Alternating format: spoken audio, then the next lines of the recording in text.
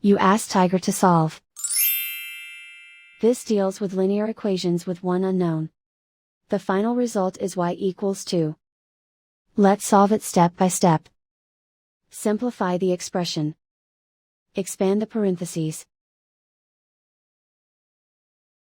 Multiply the coefficients. Simplify the arithmetic. Group all constants on the right side of the equation. Subtract 8 from both sides. Simplify the arithmetic.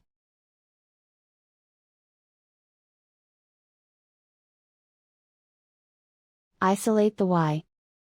Divide both sides by 8. Simplify the fraction. Find the greatest common factor of the numerator and denominator.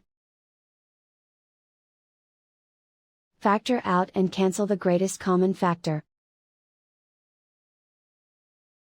And so the final result is y equals 2.